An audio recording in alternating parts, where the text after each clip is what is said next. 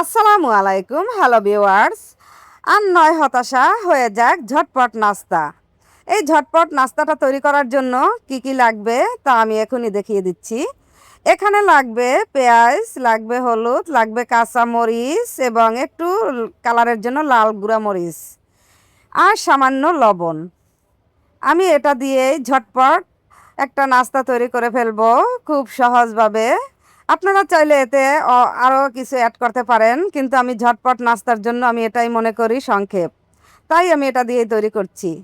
এখানে দিয়ে দিচ্ছি আমি আমার পরিমাণ মতো কিছু ময়দা কিংবা আটা, যার যা ঘরে থাকে সে সেটা দিয়েই তৈরি করে ফেলতে পারেন। আমি এখানে আটা নিয়েছি। এই আটা দিয়ে আমি এখন সুন্দর করে চামচ দিয়ে লাড়িয়ে চাড়িয়ে নিচ্ছি। আমি আর কিছু পরিমাণ এখানে আটা অ্যাড করেছি। এখন আমি অ্যাড করে সম্পূর্ণ উপকরণগুলো আমি মেখে নিচ্ছি। এখানে আমি এখন আমার পরিমাণ মতো আমি পানি দিয়ে ব্যাটারটা তৈরি করে নিব। এভাবে আস্তে আস্তে করে দেখা যাচ্ছে সুন্দর করে মিশিয়ে নিতে হবে। কেউ চাইলে এখানে ডিম দিতে পারেন, কিন্তু আমি ডিমটা এখন দিব না, এটা আলাদা আমি ভেজে নিব। এই যে আমার ব্যাটারটা হয়ে গেছে, এখন আমি চুলার কাছে চলে এসেছি। তাওয়াটা ভালোভাবে গরম করে নেবেন, সামান্য একটু তেল এতে ব্রাশ করে নেবেন। এভাবে করে একটু তেলটাকে দিয়ে তারপর তাওয়াটা ভালো গরম করে নিয়ে এভাবে করে দিবেন। দিয়ে চামচের সাহায্যে আস্তে করে সুন্দর করে একটা গোল চাপটি তৈরি করে নেবেন। যেহেতু এখানে পেঁয়াজ দেওয়া, তার জন্য আমাদের একটু ধৈর্য সহকারে এটাকে গোল করে নিতে হবে। তাই আস্তে ধীরে ধীরে এটাকে সুন্দর করে গোল করে নিতে হবে।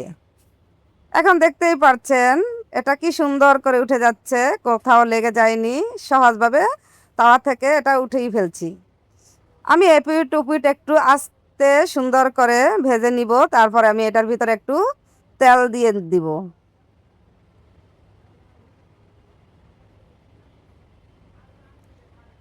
এই যে দেখতে পাচ্ছেন, এখন আমি একটু সামান্য তেল দিয়ে দিচ্ছি, তাইলে একটু সুন্দর করেই হবে। আর ইলেকট্রিকের চুলায় একটু সাবধানে তেল দিবেন, কারণ কিচ্ছু একটু ছিটে পড়লেই দেখা যাচ্ছে তেলটা পড়লেই আগুনটা ছড়িয়ে যাওয়ার সম্ভাবনা থাকে।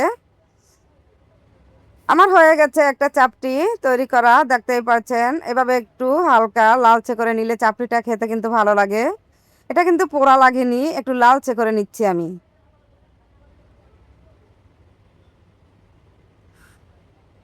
আমি আরেকটা চাপটি তৈরি করে দেখাচ্ছি আপনাদের।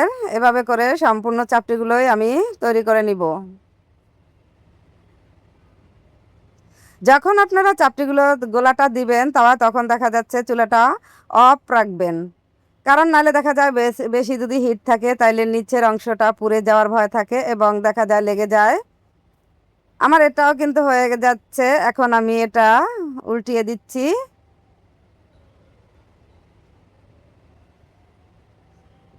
আমি এপিট উপিট একটু উল্টিয়ে আবারও আগের মতো সেম একটু তেল দিয়ে নিব।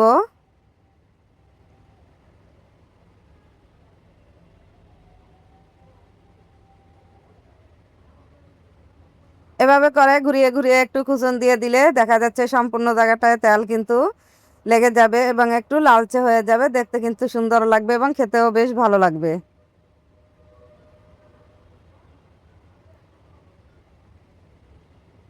আমি এখন সম্পূর্ণ চাপটিগুলো তৈরি করে নিয়েছি।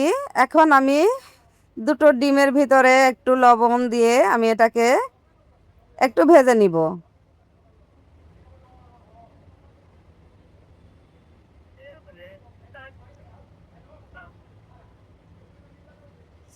আমি দিয়ে দিচ্ছি ডিম ভাঙা দুটো।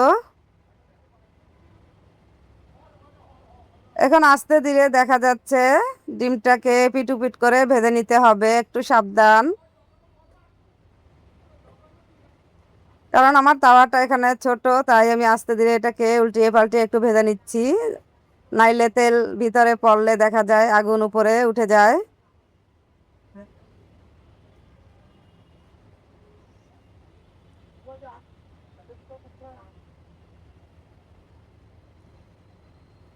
হয়ে গেছে আমার ডিম ভাজা। তো দেখতেই পারছেন আমার খুব মজাদার চাপটি তৈরি করা হয়ে গেছে। ঝটপট একটি নাস্তা। এভাবে নাস্তা তৈরি করে যখন তখন যে কেউকে সামনে সাজিয়ে এভাবে পরিবেশন করে দিতে পারবেন, তাদেরও ভালো লাগবে এবং আপনারও ভালো লাগবে। আল্লাহ হাফেজ।